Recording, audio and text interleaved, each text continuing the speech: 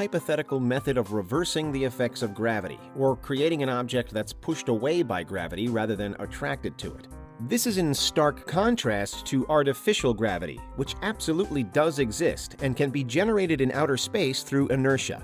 The designs for centrifugal space stations dreamed up in the 1960s and 70s could certainly be a functioning reality if anybody wanted to put up the money to build them. Any object with enough mass will create gravity though, because that's how gravity works. Massive objects bend space-time around them and attract other objects, bringing them into orbit or potentially pulling them towards a doomsday collision. Anti-gravity, on the other hand, is a method of propulsion or levitation that would enable gravity, one of the four fundamental forces in the standard model of physics, to work in the opposite way. It's been used in science fiction since the 19th century, as Newton's original laws of universal gravitation did seem to allow for such an inverse force to exist. So finding a way to reverse gravity became something that enchanted many writers, including H.G. Wells, who used a substance that blocks gravity in one of his stories. Blocking the effects of gravity like this definitely isn't possible, but the idea of anti-gravity has persisted in popular culture, all the way through to the modern mythology of UFOs. UFOs move in mysterious ways, hovering in the air, darting around, and sometimes moving in total silence. All of this sounds like our alien visitors are using anti-gravity technology to propel their spaceships. And it's true that if aliens did exist, anti-gravity propulsion would make it a lot easier for them to get to and from Earth without needing loud, bright rockets. After all, if they had to launch a rocket every time they left Earth to return to space, we'd definitely all know about them by now. This has given rise to conspiracy theories involving the mecca for UFO sightings, the United States. Chiefly that UFOs have crashed on American soil and are being reverse-engineered by scientists. It's also been claimed that the Nazis developed some kind of anti-gravity device in another popular conspiracy theory known as Die Glocke, or the bell, because of its shape. According to proponents, this was an early experiment into vertical propulsion, though it never actually appeared during warfare. Die Glocke was just one of the many supposed Nazi wonder weapons, most of which likely don't exist, though it does have a physical site tied to it. Nicknamed Hitler's Stonehenge, a mysterious facility was built by the Nazis in occupied Poland, and to this day, nobody's too sure exactly what it was, though it does have underground tunnels running below it. Some have suggested that the structure was a testing ground for Die Glocke, but we really don't know, and the story about the device didn't actually appear until the year 2000, so it's highly likely that it was or is a hoax. Despite these tales, scientists around the world are currently in agreement. The reason that we don't have anti-gravity technology could be that it's simply impossible. Newton's ideas may have allowed for it, but we have a new way to describe gravity now, Einstein's theory of general relativity. And according to this model, anti-gravity isn't achievable. There's no way to invert the force of gravity in the way science fiction writers want us to. Nevertheless, there have still been credible investigations into methods of creating an anti-gravitational force. It's been theorized for a while that one solution could be through antimatter, for example. Antimatter is notoriously elusive.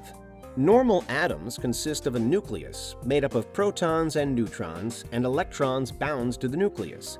Anti-atoms, on the other hand, have antiprotons instead of protons and positrons instead of electrons.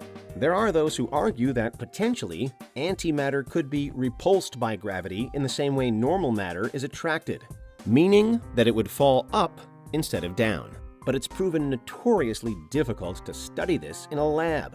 And there remains the clear possibility that antimatter might just as well interact with gravity in the exact same way ordinary matter does. So, particle physics isn't an automatic route to anti-gravity in the standard model. So, what about when we go beyond the standard model into the weird realm of string theory? Currently, our two models of the universe, the standard model and quantum physics, don't operate in harmony. We lack a universal theory of everything, a theory of quantum gravity, that can marry them together. String theory might just be able to do that, though. Within it, proponents have attempted to explain gravity with a hypothetical elementary particle called a gravitron, which it's been speculated might be able to produce anti-gravity. But of course, string theory is still an unproven set of ideas, and it's so bizarre that it's not clear how we'd ever prove whether or not it's true. For now, there are at least pieces of technology that give people the illusion of defying gravity. We can, of course, fly through the air in many different ways. A plane would stay in the sky indefinitely if it had an infinite supply of fuel. Vertical propulsion is already commonplace through helicopters and drones. We also do have the means to make objects levitate without using engines or propellers. Though they don't use anti-gravity to accomplish this, they use magnets to create the effect of magnetic levitation, with two magnets facing and repelling each other in such a way that one of them floats. It can be tricky to get a magnetic levitation effect stable, as the magnets are always fighting against each other, but it's a technology that we've certainly mastered by now. We have maglev trains, for instance, that work in the same way. And because they're ever so slightly levitating, they can travel much faster than other forms of rail transport. They're also powered electrically, making them potentially very clean. But again, this isn't actually anti-gravity. Scientists have also pulled off strange experiments that similarly look as if anti-gravity is in effect.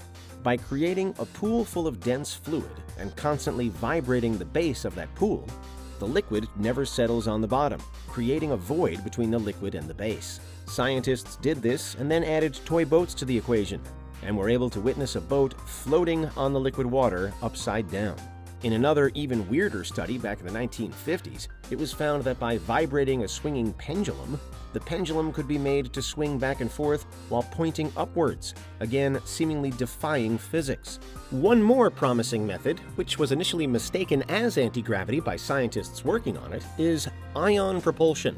Using an ion drive to generate thrust by creating positively charged ions does work, but with a few huge caveats. For a start, though we do have ion thrusters on Earth, they're just not powerful enough to generate a meaningful amount of lift because of Earth's gravity and atmosphere. Ionocrafts have been successfully tested before now, but even the most promising ones don't fly particularly far. One ion-powered airplane tested in 2018, for example, only flew a distance of roughly 200 feet, and only at a very low altitude. It also weighed just 5.4 pounds, so it couldn't carry a payload.